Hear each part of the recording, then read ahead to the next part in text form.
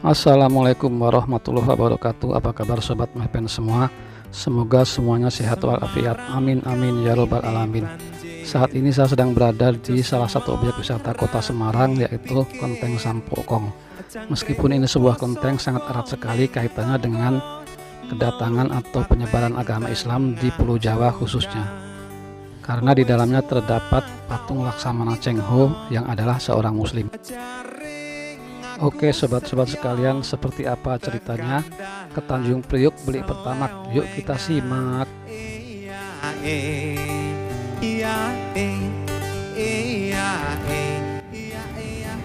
Oke sobat-sobat, kita langsung saja ke loket pembelian tiket.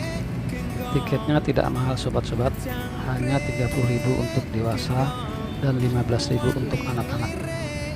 Sepi uang.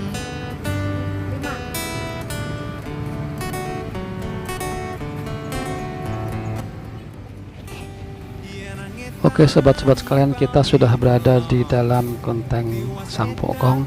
Jadi begitu masuk kita menemui kayu-kayu kecil yang digantung di sebuah pipa besi, di mana sobat-sobat sekalian bisa menuliskan harapan atau cita-cita sobat-sobat sekalian di sini. Ini bebas sobat-sobat sekalian menulis apa saja. Kalau yang jomblo mungkin bisa ditulis biar dapat jodoh, yang belum dapat kerjaan biar cepat dapat kerjaan. Kalau emak-emak boleh juga minta harapan agar harga sembako diturunkan. Semoga saja nanti siapapun yang membaca tulisan sobat-sobat sekalian turut mengaminkan. Oke, di sebelahnya ini ada kandang ular piton sobat-sobat sekalian ya. Dilarang mengganggu atau mengusik ular. Ularnya sepertinya galak sobat-sobat sekalian, cuma lagi tidur di pojok.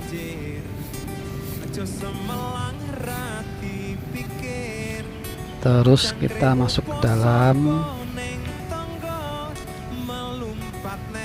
Nanti di sini ada rambu-rambu petunjuk arahnya ya sobat agar dipelajari petunjuknya, jangan sampai nanti nyasar di dalam. Nah, di sebelahnya lagi ini adalah peta dari Kelenteng Sampokong. Sobat-sobat juga bisa lihat peta ini biar juga nanti mudah untuk menuju ke titik-titik yang sobat inginkan. Terus kita ke arah dalam lagi. Nah, di sini ada spot foto dengan pemandangan nuansa negara Cina. Sobat-sobat bisa selfie di situ, layaknya di negeri Cina. Oke, kita masuk ke bangunan utama Kelenteng Sampokong.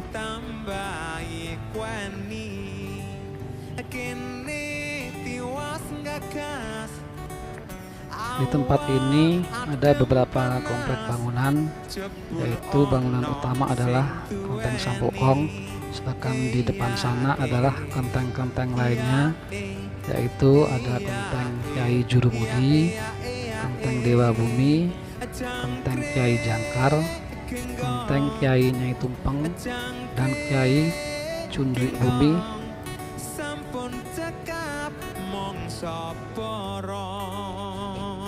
Ini adalah prasasti peresmian, diresmikan pada 23 Juli 2006 oleh Bapak Mardianto selaku Gubernur Jawa Tengah saat itu. Jadi bangunan ini merupakan bangunan paling tinggi di tempat ini, sehingga sobat-sobat bisa menyaksikan seluruh bagian bangunan dari tempat ini.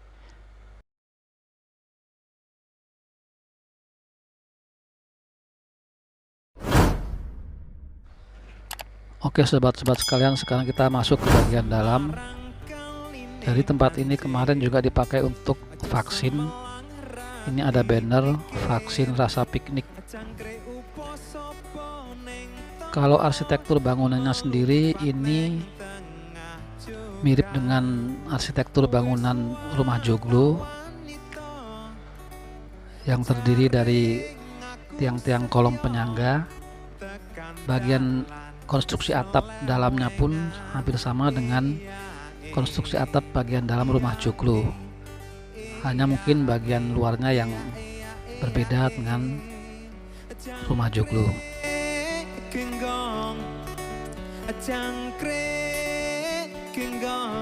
Oke sobat-sobat sekalian, sekarang kita menuju ke patung Laksamana Cheng Ho.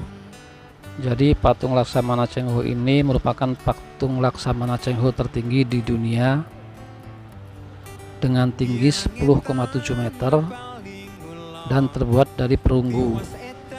Patung ini adalah hadiah dari negara Cina untuk pemerintahan Indonesia.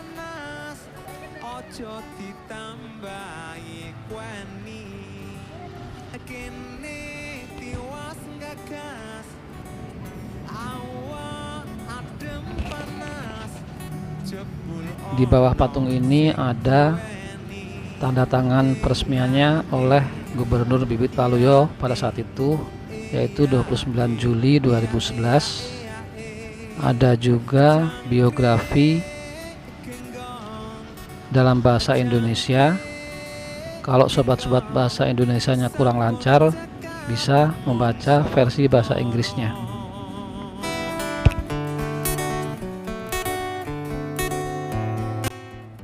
Oke sobat-sobat sekalian, sekarang kita masuk ke konten yang lainnya. Jadi sambil sobat-sobat menyaksikan video ini, saya akan bercerita mengenai Laksamana Cheng Ho. Seperti yang saya sampaikan di depan tadi, bahwa Laksamana Cheng Ho ini adalah seorang muslim, sehingga dia punya juga nama muslimnya, yaitu Haji Mahmud Syams. Laksamana Cheng Ho ini sendiri tidak hanya dikenal di Indonesia, tapi juga dikenal dan dihormati di seluruh dunia. Sebagai buktinya, selain ada di Indonesia, patung Laksamana Cheng Ho juga ada di Malaysia. Laksamana Cheng Ho memang bukan seorang ulama ataupun mubalik, tapi dia mempunyai peran besar dalam penyebaran agama Islam di Indonesia. Dalam ekspedisinya, Cheng Ho membawa mubalik, diantaranya yaitu Syekh Kuro dan Syekh Nurjati yang waktu itu turun di Cirebon. Syekh Kuro kemudian pergi ke Kerawang dan mendirikan pesantren pertama di Jawa Barat dengan nama Pesantren Syekh Kuro. Sedangkan Syekh Nurjati menetap dan menyebarkan agama Islam di Cirebon.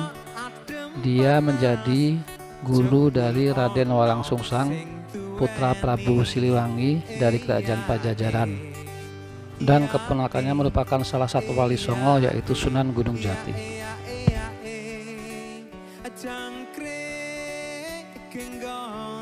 Oke sobat-sobat sekalian, di depan itu kita lihat sebuah beduk. Jadi memang beduk itu menurut sejarah kemungkinan berasal dari Cina ataupun India. Jadi beduk ini diperkenalkan oleh Laksamana Cheng Ho di kota Semarang pada saat dia memimpin upacara baris berbaris dengan pasukannya menggunakan beduk. Dan pada saat Laksamana Cheng Ho meninggalkan kota Semarang, dia juga menghadiahkan sebuah beduk untuk kota Semarang.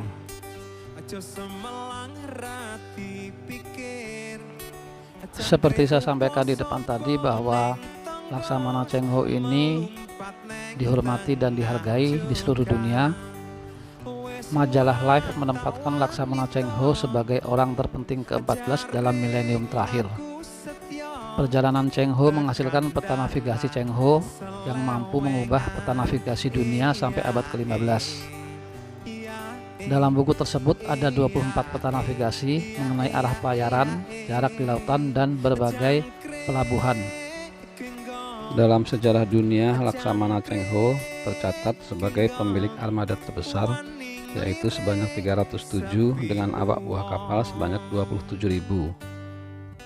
Meskipun demikian, Cheng Ho tidak pernah menjajah wilayah yang didatanginya, padahal dia memiliki armada yang 5 kali lebih besar daripada armada yang dimiliki Portugis yang waktu itu menjajah Indonesia.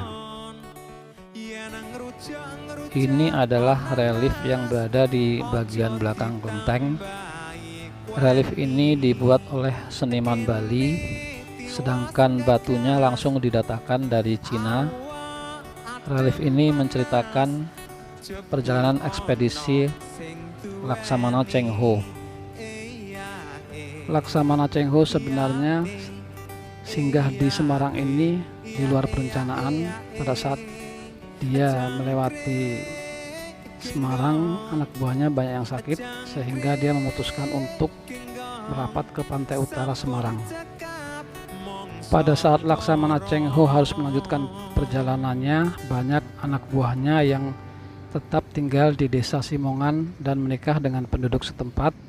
Mereka bersawah dan berladang di tempat itu.